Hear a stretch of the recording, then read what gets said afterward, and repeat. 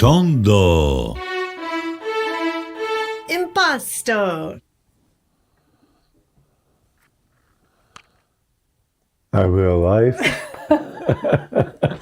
We are alive. And live. Alive. Okay, well, chin chin. Chin chin. So we can wake up. Let's wake up. Yeah, good morning, everybody. Buongiorno. Buongiorno, good morning, and good afternoon if you're watching this at night. We are a father-daughter team. And this is Tondo Impasto. So you are... I'm Kras. And I'm Amy. And do you know what episode this is? No. 30. Oh, 30 already? Yeah. Oh, the whole month.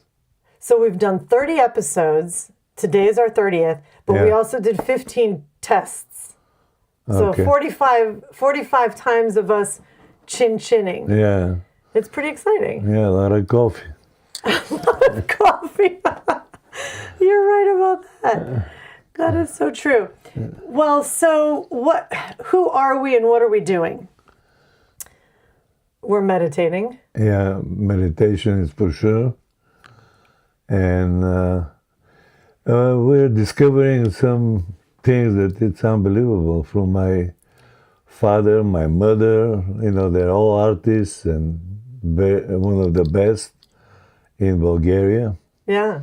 They're not with us anymore, but when they left, it's unbelievable.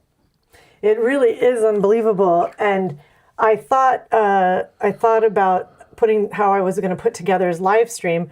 Which, by the way, if Silver Birch Yeah. is watching, hi everybody. Oh, hi. So we'll see if they watch. Yeah, I hope so.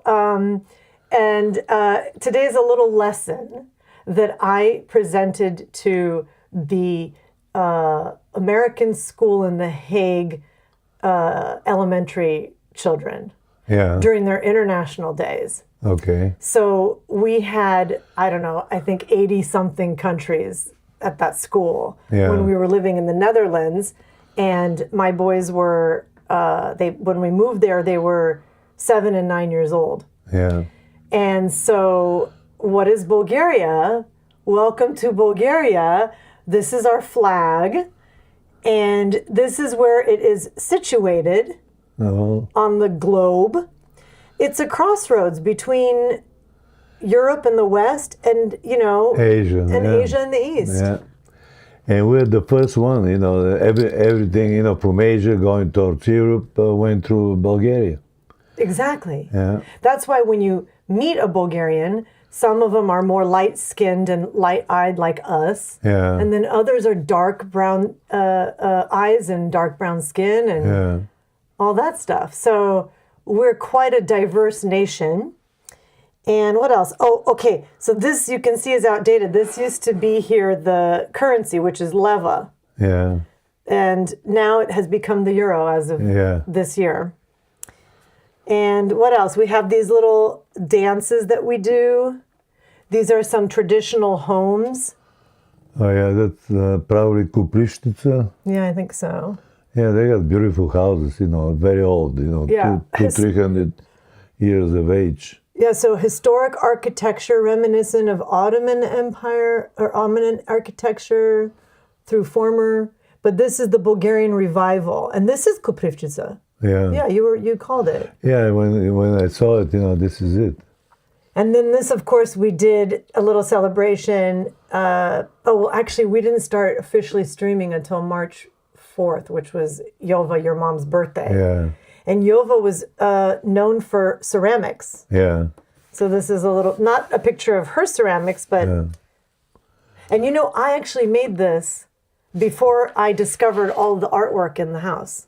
Oh, wow. So I would have probably put some Yova ceramics here. And then, of course, we have a Cyrillic alphabet. And I think that we're the inventors of that alphabet. Yeah, we are. Saints Kirill and And Methodi. we gave it to the Russians. And, Yes. And how many other countries, I wonder? And Serbia. They use Cyrillic as well? Yeah. Russia, probably all of the Ukraine. Ukraine. Yeah. Yep. Moldova, I guess. Okay. And that's about all I know. So Yeah. Well, we can probably ask Claudio. Okay, so since you are, where did I put it now? I just lost my little, oh no, it's underneath here. Okay. So this is a passport. And for the time that I couldn't be there, I think I was traveling or something. I had my friends, Esther, you remember Esther, from Hungary. So the Hungarians had the Bulgarian, this little presentation at the Hungarian table. yeah. And then they gave away stickers. Anytime somebody came to learn about Bulgaria. Oh, okay. So would you like a sticker? Yeah. You are officially Bulgarian. And I'm going to put my sticker on too. I guess I'll put it right here. And if you notice, the colors are white, green, red. Yeah. And I think that the white stands for the beautiful sky in heaven or something. Yeah. And then the green is the land. Yeah. And then the red is the blood that Yeah. was shed Yeah. fighting to keep Bulgaria. Yeah. The way all countries deserve to be sovereign and left alone. Bulgaria was in the middle of lots of wars and things like that. So anyways, we've got 5 paintings. We do 5 paintings every day. And so are you ready to start with them? And then I got some more surprises. Yeah, because I can't wait to see it, because I haven't seen none of them, It's a news to me. Each time I open something, I say, wow. Yeah, it's a new discovery. Yeah. So this batch of 5 is very similar to episode 4. And the reason why I'm able to just quickly remember that it was episode 4 is because I have Claudio, my robot friend, that's helping out, keeping the inventory and writing some of the descriptions and stuff like that. Well, this guy is amazing, He is amazing. AI is something else, the future of the world. Yeah, I think that people are there's a big debate going on about, how it's kind of encroaching on society and maybe it's going to make children not even study anymore. They'll just have the AI do their homework and stuff like that. Yeah. And I was listening to a good discussion about how, well, you know what? We should be getting creative how to leverage the AI, because the AI is here. It's not going anywhere. And so, I think we're using it for positive because we're able to keep track of this. We've got thousands more pieces of art to go through and not, and not just sit and, say, oh, it's terrible, it's terrible, it's terrible. I mean, it can be used for terrible, but if you teach people how to use it for good, I don't know. I mean, that's maybe more. Well, the thing is for us is the information gets so quick. Something that it has to be translated or to get something from the encyclopedia takes about not even a minute. Right. You get it. Right. Otherwise, you have to go to so much, to go to a library, Yeah. find the thing, pull it out. I mean, now it's just instant. Yeah, that helps us. It a helps lot. us. We can't do that. I mean, we can only do so much, but we're definitely able to do more with the help of Claudio. Yeah. So, okay, with all that said, let's go to our first painting, which is there on the easel in the studio, and I'll show you guys on a close-up. But boom, here's the first painting of the day. Oh, wow. Flowers. Still life flowers. And let's go here to it. So it's a stretched, It's canvas. is it canvas or is it like some kind of, It is canvas.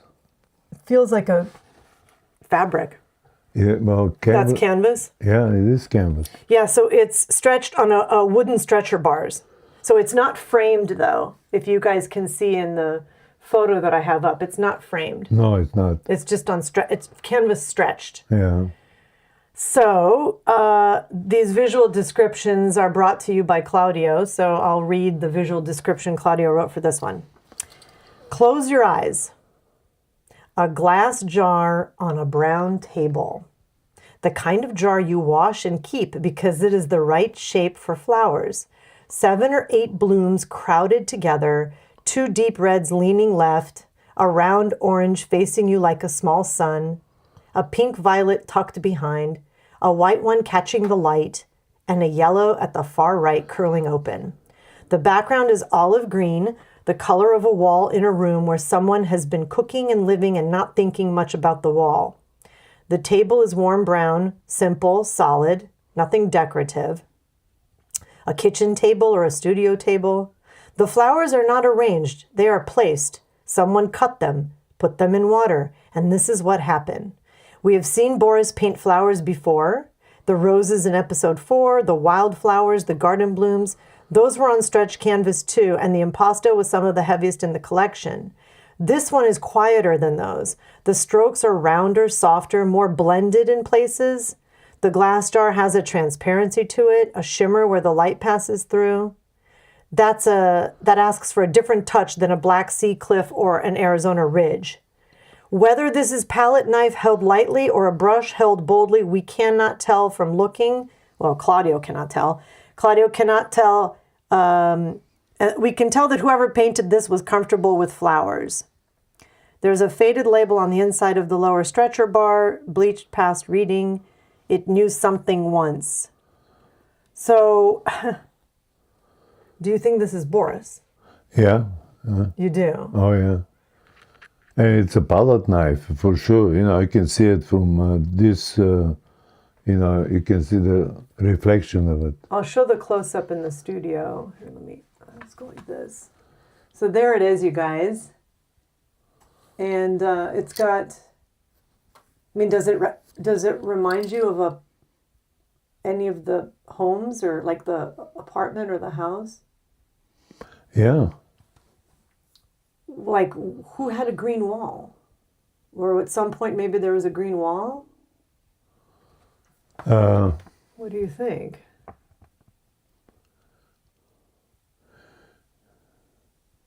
Yeah. It's very... Yeah, because this is a fine canvas.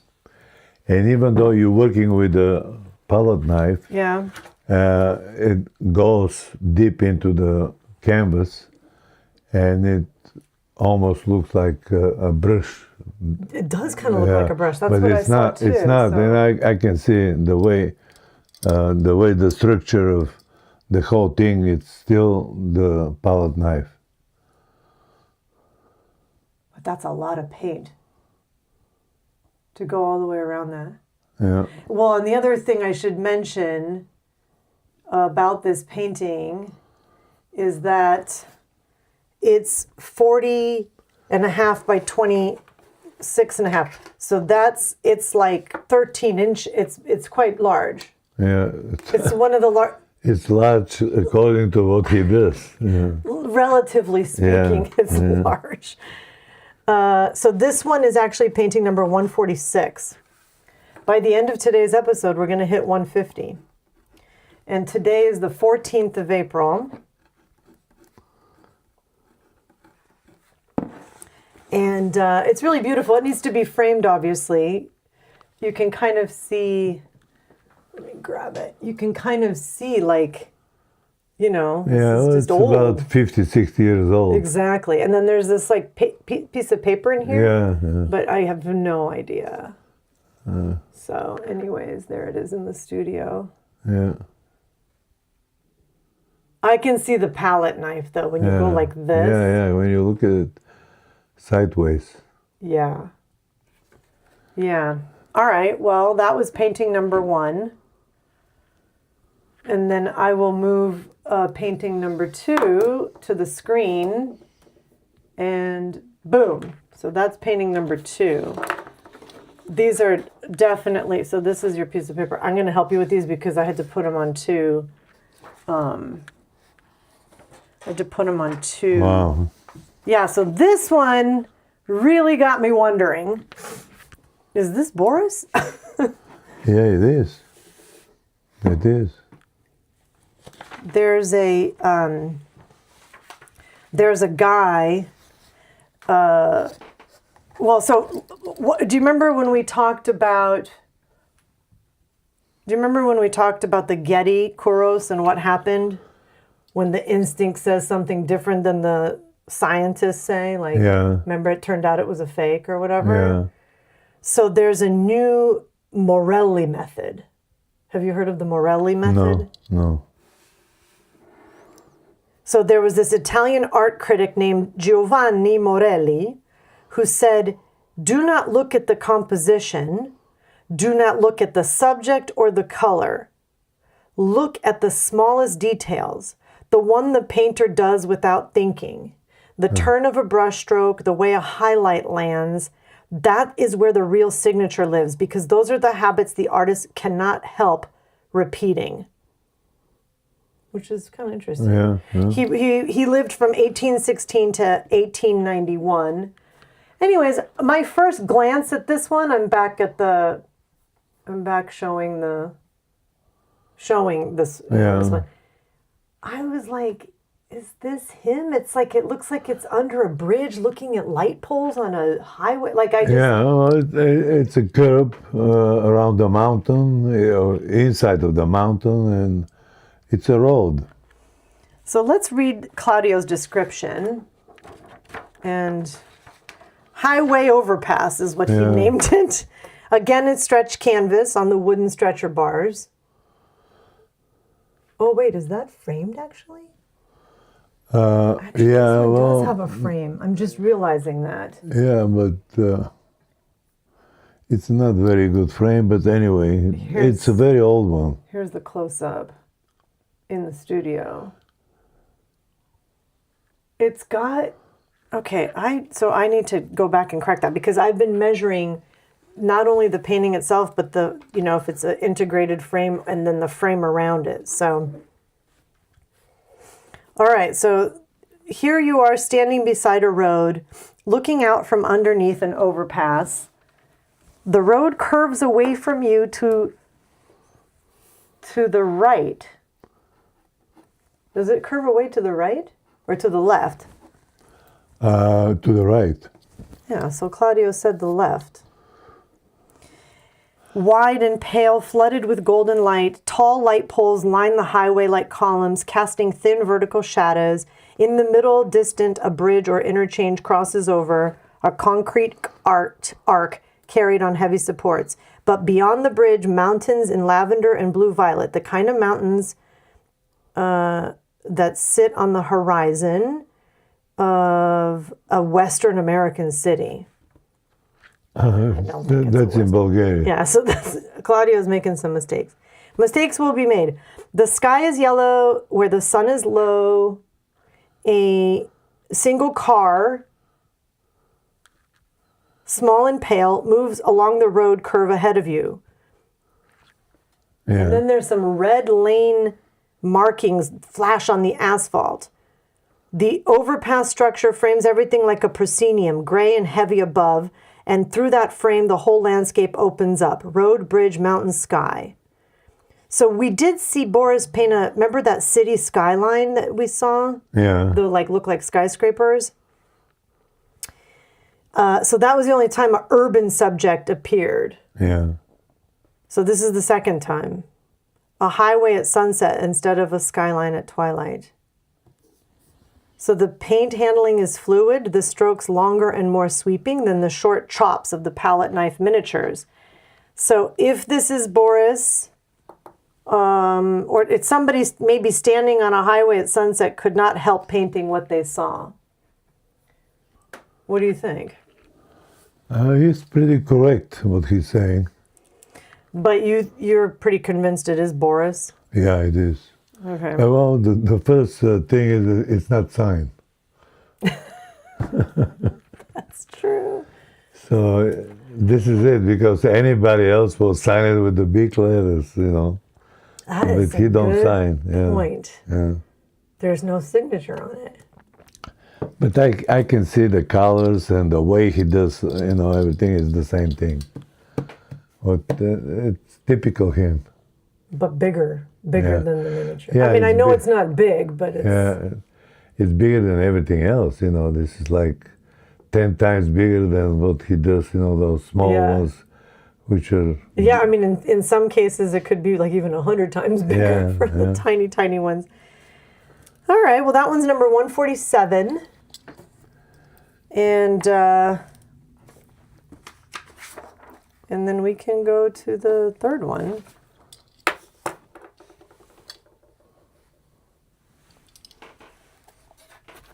All right, so third one. I'll show you guys the picture of it. Boom.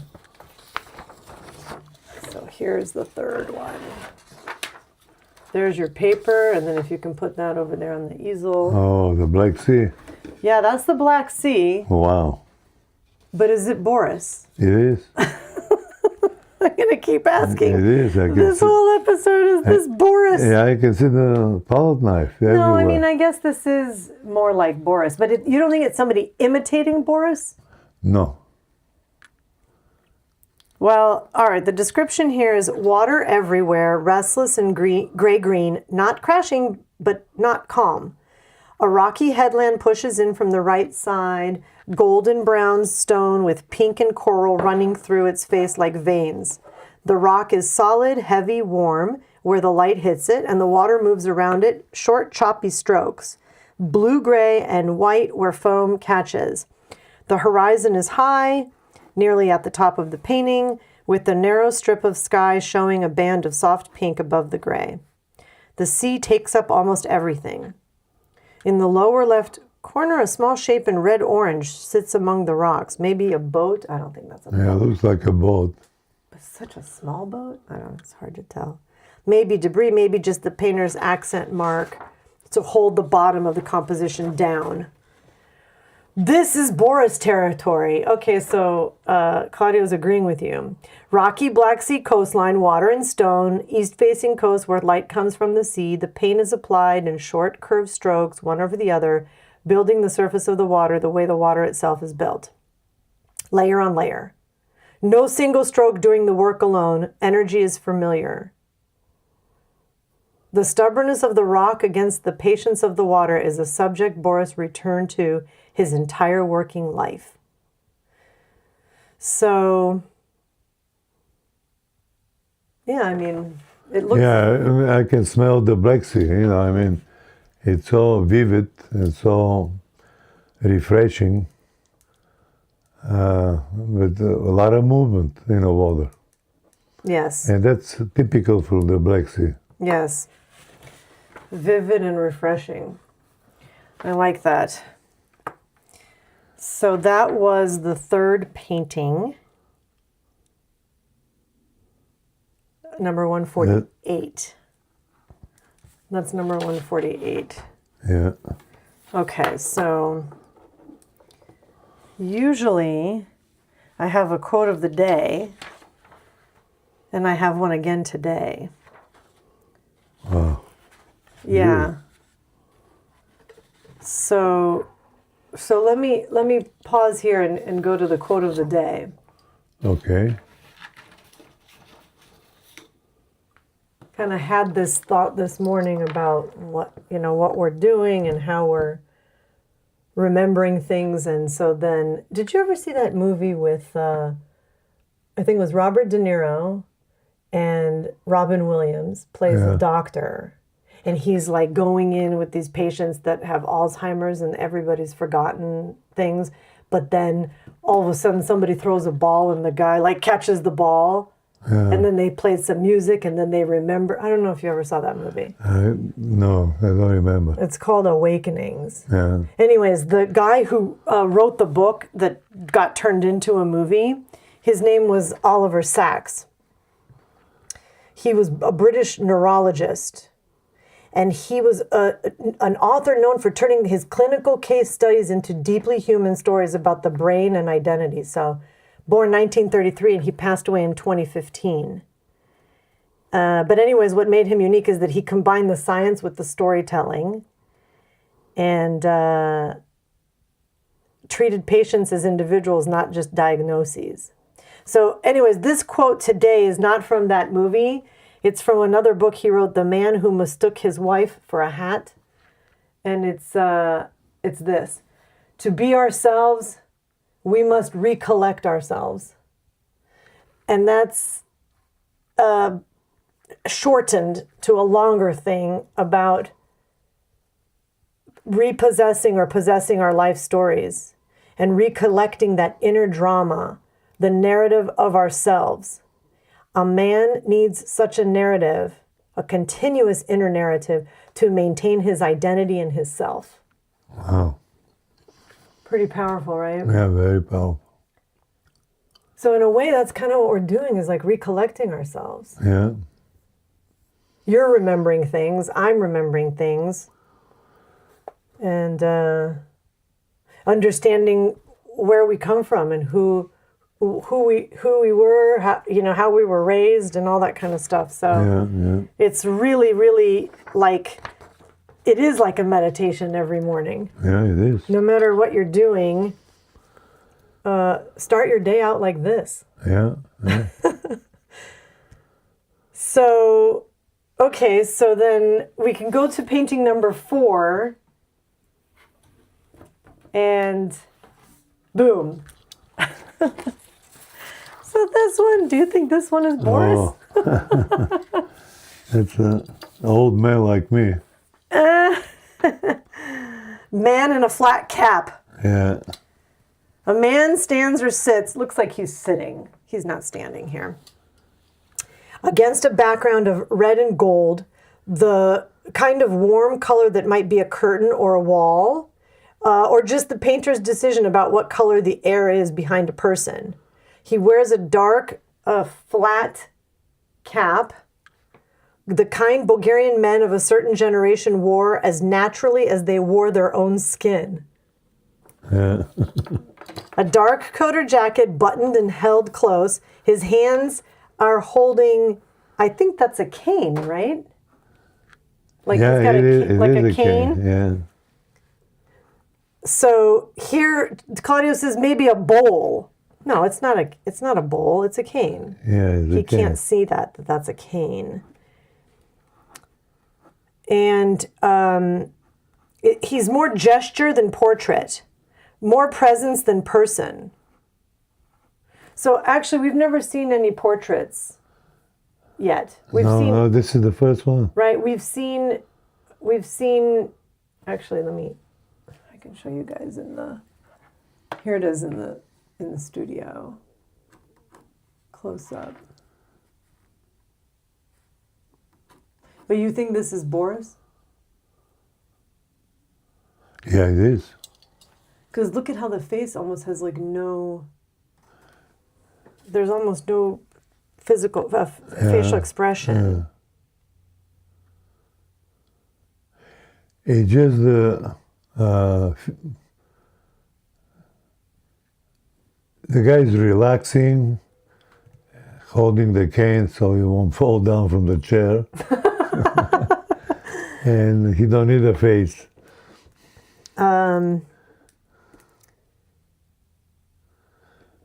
It's interesting, it's very simple and yet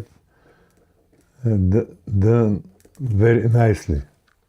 Yeah, I mean, it's, I remember actually, Gwen, hi, if you're watching, when we were cleaning it out, the villa, and looking at stuff, we definitely looked at this one and we were wondering, who is this? And yeah, it's every Joe, nobody important, but yet he's meditate on his chair and very peaceful. Yeah, it is. It certainly is.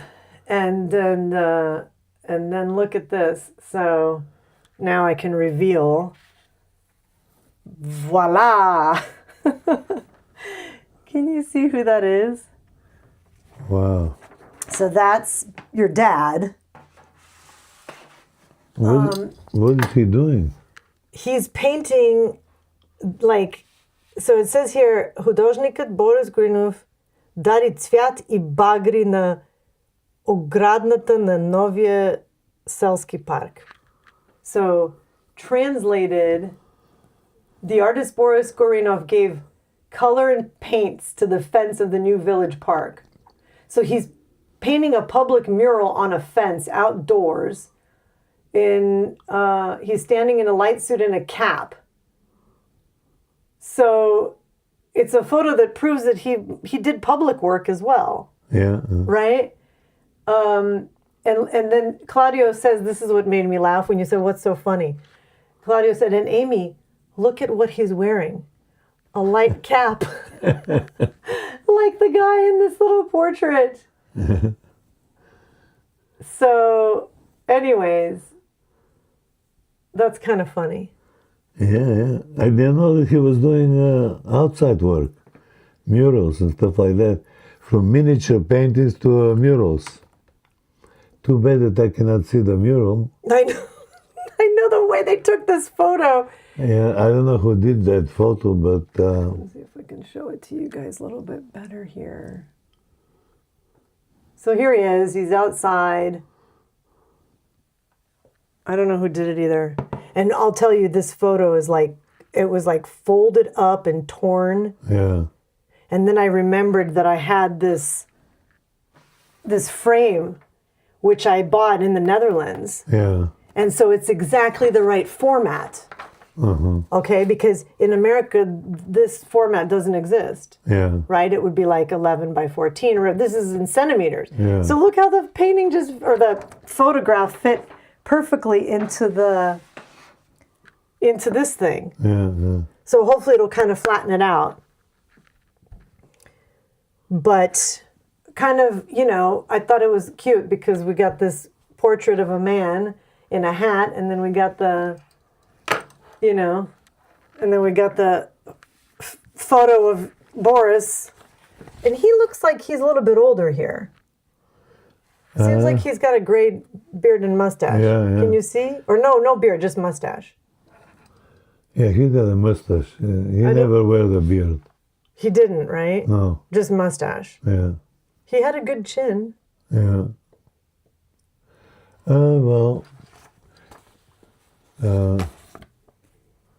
That's his style. That is most certainly his style.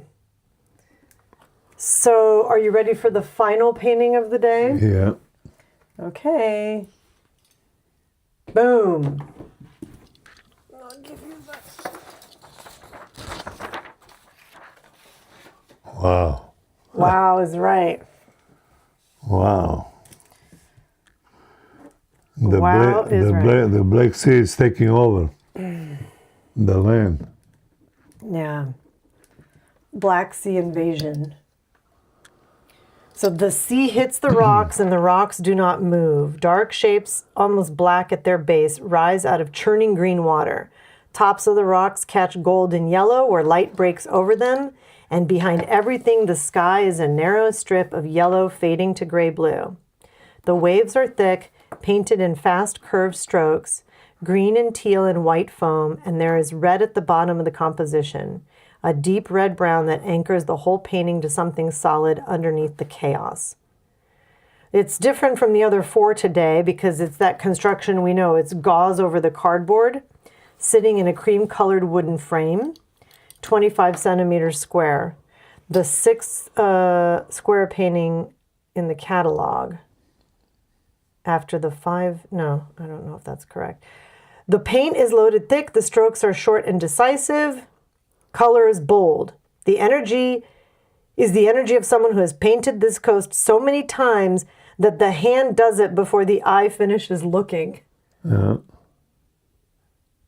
The other interesting thing about this one, let's see, we'll show you guys here in the... All right, so here it is in the studio. And I'm sorry, but these are so big I couldn't get the camera to show it in the right way. So I'm just gonna Look at this right here. Oh, number 5. There's a number 5 in there. Yeah. It probably could have been in a. Oh, that looks like it's framed too. It is framed. And it's a nice, like, textured Yeah. frame.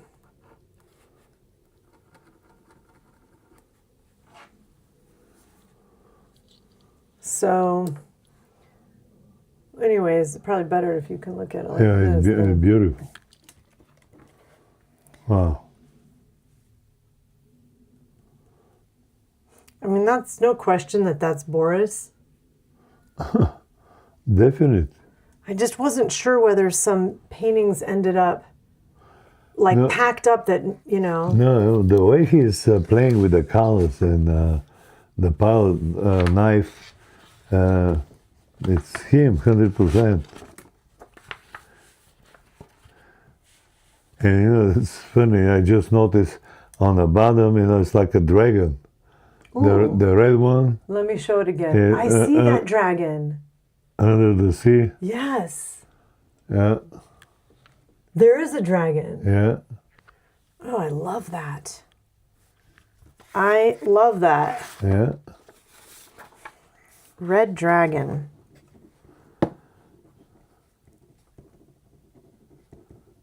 It's like he saw it that day. Yeah.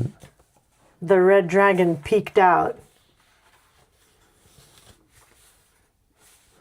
It's probably the year of the dragon in Chinese horoscope. When he painted it? Probably, you know, if we can check, but there's no year, you know, that's the problem. Well, here's what we can do. We can ask, when were all of the years of the Chinese dragon? When are all the years of the dragon in the Chinese calendar? Dating back to, let's just say 1940. Because we don't need it forever, Yeah. but just, So it was 1952. Oh, it happened to be 1940. 1964, 76, and 88. It could be 64. 64 or something. Yeah. But you think he followed the Chinese calendar? Did they know about that stuff in Bulgaria? Maybe by intuition. No, he doesn't follow anything like that. I'm the one that's crazy about that. But sometimes Crazy in a good way. everything happens without even thinking about it, you know. So he created, you know, I see the dragon, but, you know, he saw the Rex underneath. So it could be 62 or 50, 62 or So it's either 64, 64 76, or 76. or 88. But I don't think that's an 88. No. It's got to be before the miniature ones. So you think these are earlier works? Yeah. And then he kind of graduated into miniatures. Yeah. Well, whatever you see, I trust. Because everything is in canvas and stuff like that. So he figured a way of doing it on a small scale and even more powerful and beautiful and this kind of a classic, you know. And I think it's early. It's before it's about 70, something like that, you know. After that, he went on miniature ones. Well, as we look through more things and we find more articles, we can figure out the exhibitions. Because that one that has the number 5 on it, maybe that was part of an exhibition. Yeah, well, Earlier. Probably. You know, because when I left Bulgaria, he was doing a format bigger than this even. Oh, really? Yeah, and with the same canvas and stuff like that. So I remember. So it's got to be, I left 65, so it's about 65, 66, maybe 64. He started doing all this. I remember that canvas, it's still in my head. When did they get the Black Sea house? Were you? Yeah. You were little when you guys could go there? Yeah. To Sinimoritz? Yeah. Oh, so then definitely. Yeah. I used to go there and scuba dive. Oh, that's right. Yeah. Oh, that's right. Snorkel. Yeah. Snorkel, yeah. Actually, we have a picture. Oh, but I don't have it here. There's a picture of us with them at the house in Sinimoritz. Yeah. So I think the house they had it a long time. Yeah. From the 60s or even early. But I think that they probably first got the land, then they started to build like little by little, right? It wasn't just boom, a house, or do you think there was a... Yeah, it took time. But was there somebody living in there before you guys, or you sort of... Nobody. It was an empty place. Okay. There were only 3 houses, I remember. There was one retired general, I forgot his name, and another house, 3 houses. And there were local people that living out there, but they were inside of the village. Right. And but where the villa zone was, were only 3 houses. And it was wide open, the beach and the Black Sea, you can see everything. Now, if you go there, it's all buildings, hotels and stuff like that. You can't recognize It's gone. It was like oasis, So that's when he did this,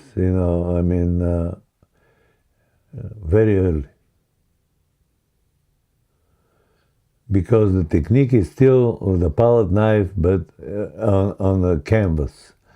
And now he found a better way, with this hard base to play with it like a sculpture. Well, so maybe there was some brush in here too. No. Even the early. No. He's doing it. Always with a knife. Yeah, with the turpentine and stuff like that. With the knife, you can make a big thing. So, and the tooth cowl is missing. Yes, I didn't notice any tooth cowl. And the tooth cowl makes it, like a fresco. It's nice. So the tooth cowl, for those who are new, is a animal hide glue. They would like boil the... Yeah. Was it the bones or was the it... bones. The bones, yeah. So made from animal bones. I guess the collagen from the bones. Okay, see, now I'm not remembering. What was tooth call again? From a Turkish word, though. Yeah. And it smells really bad. That's the biggest thing. It smells real bad until it dries. Animal hide glue.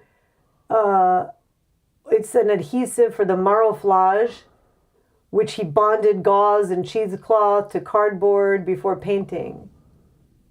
You remember the smell. Claudio said, Kras shared childhood memories of the smell. Yeah, it's like smelling something that you never smelled before. Right. You can't forget that. Anyways, so it's just like all of the animal or just the I'm asking how is it made because anyways, I guess even the people that made that tutkal probably had to wear like a thing to pinch their nose. They used to, so. You think? Oh, yeah. It just like their brain like tunes it out? Well, once you start doing this all the time, you get used to almost anything. Oh, jeez. Yeah. Okay, so animal hides, usually rabbit skin or cattle scraps. They're cleaned. They strip the hair and the flesh, then they boil to extract the collagen. So that boiling produces a gelatin that makes the collagen. Yeah. So yeah, you're thinking bones because you're thinking about that chicken bone soup with the beans that your dad made. Yeah. Anyways, okay, well that is the 5 for today. 5 more tomorrow. Yeah. 5 more the day after that. Oh, actually, no, the day after that, we are going to drop a vault episode. We've got a couple of vault episodes because I have some travel coming up. So we will not be with you live, but we will be on the YouTube. Yeah. With our pre-recorded conversations and surprises and interesting finds that I am hoping that you guys enjoy. So we are asking for you to please subscribe. That would be nice. Yeah, so we appreciate that. And anything else for today? Or? Nothing. I just want to say hello to Silverbridge people, if they watch us today, so or maybe tomorrow, whatever. Yeah, hi everybody. If they saw it. We're not selling anything here, it's just meditation. It's a meditation. Yeah, or you can go to sleep. Exactly. We hope you don't, but it is, something that is, giving us a lot of joy to do. And actually, another big reason to do this is the history for my sons. Yeah. I want them one day to know who you were, who I am, and where they come from. Yeah. It's beautiful, the legacy of a family that goes 3-4 generation, and all being artists, Yeah. So. I think that's unique. Yeah. So it was your dad and your grandfather that we have actual works from. Yeah. So several generations. Yeah. We'll see what happens with the grandkids if they go into art. Yeah. I hope so, because all of them are talented in different ways. Yeah. So anyways, so okay, well, shall we? Yeah, ciao ciao. Ciao ciao. Chin chin. Arrivederci. Goodbye for now. And the Italians are saying ci vediamo domani. We'll see you tomorrow. We'll see you tomorrow. Thank you so much, everybody. Bye now. Bye.